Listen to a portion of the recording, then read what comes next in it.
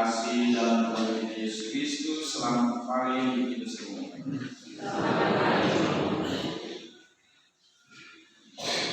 Tidak dapat disangka bahwa kehidupan manusia senantiasa dihadapkan dengan dua sisi kehidupan yang saling bertentangan, tetapi berjalan searah, yakni kebaikan dan kejahatan, hitam dan putih, suka dan duka.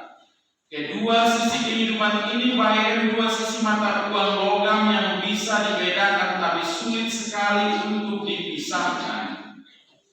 Bacaan Injil yang barusan kita dengar memaparkan kepada kita pertentangan antara dua sisi kehidupan ini.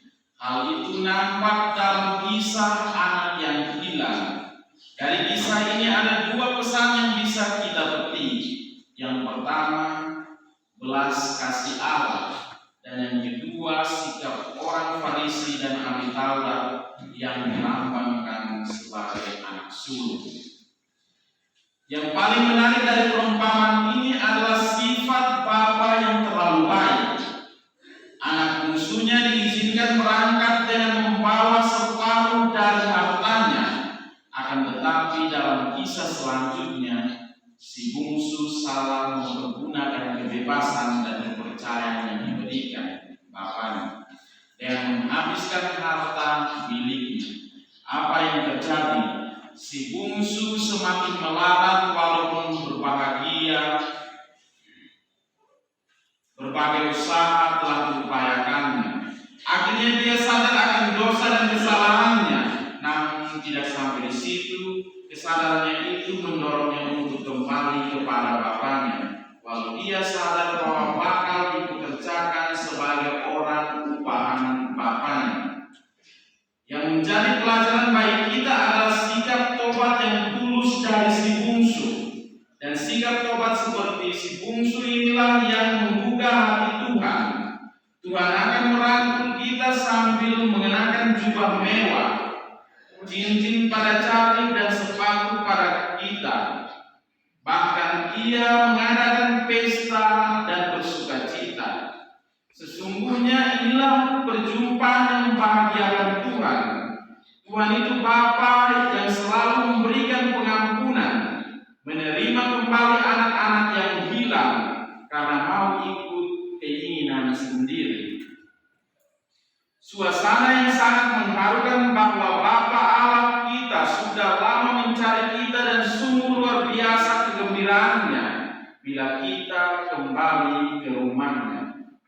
Sangat jelas di sini betapa tidak terukurnya kasih Bapa bagi kita manusia. Ia menerima kembali kita tanpa mengeluarkan kata-kata hukuman. Ia tidak melihat besarnya kesalahan kita. Yang Dia perhatikan ialah kesadaran kita untuk kembali ke rangkulannya. Yang perlu kita usahakan ialah hidup dalam kasih Bapa agar dapat memperoleh hidup yang selimpah-limpahnya. Berbeda dengan sikap tahu diri dari si bungsu bahwa ia orang berdosa yang mohon kemurahan hati Bapa untuk mengampuninya, orang-orang Farisi dan ahli-ahli Taurat yang dilambangkan dengan anak sulung adalah gambaran orang yang tidak tahu diri, yang menganggap diri sebagai orang-orang benar karena tidak melanggar satu hukum pun dari hukum Taurat. Sikap ini mungkin sering terjadi di antara kita. Kita salah tapi belum tidak salah. Kita salah tapi kadang kita menyalahkan orang lain. Ini banyak. Betul? Harus sudah. Telah bertahun-tahun aku melayani Bapa dan belum pernah aku melanggar perintah Bapa. Tetapi kepadaku belum pernah Bapa berikan seekor anak kambing untuk bersukacita dengan sahabat-sahabat. Betapa baiknya sang Bapa, Ia tidak membela yang satu dan mempersalahkan yang lain, tetapi menerima dan merangkul keduanya. Lalu bapa yang baik itu keluar membujuk anaknya yang sulung agar ia masuk dan turut berpesta.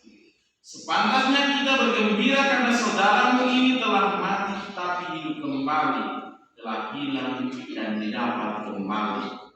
Sifat Bapa yang begitu baik terhadap anak-anaknya itu adalah gambaran dari kasih sayang Tuhan Allah terhadap kita. Sekalipun kita bersalah dan berdosa, tetapi ada cara untuk berdamai kembali dengan Tuhan. Kalau kita mendekati Tuhan, berbalik kepadanya, Ia tetap sudi menerima kita. Puncak dari seluruh persiapan kita di masa prapaskah ini adalah rekonsiliasi, perubahan hati dan pertobatan. Allah sungguh mencintai kita dan sungguh menganugerahkan kebahagiaan dan keselamatan kepada kita. Hanya saja kita yang seringkali membentengi diri untuk tidak mengalami kasih itu. Saat ini kita semakin dituntut membangun sikap pertobatan dengan cara memperbaiki hubungan kita dengan Tuhan dan sesama. Perubahan diri dan pola pikir inilah arti tobat yang sesungguhnya. Inilah arti dari kembalinya anak yang hilang. Dengan demikian kemerdekaan hanya bisa diperoleh manusia melalui pertobatan, yakni kembalinya manusia kepada Allah dan Allah datang menjemputnya. Semua kita pun semakin menyadari kedosaan kita serta belas kasih Allah yang demikian besar yang senantiasa mengundang kita untuk kembali ke pangkuan kasih-Nya. Hanya penyesalan dan tobat yang sungguh mampu mengantar kita kembali ke rumah Bapa. Tuhan memberkati. Amin. Mari kita semua bangkit berdiri dan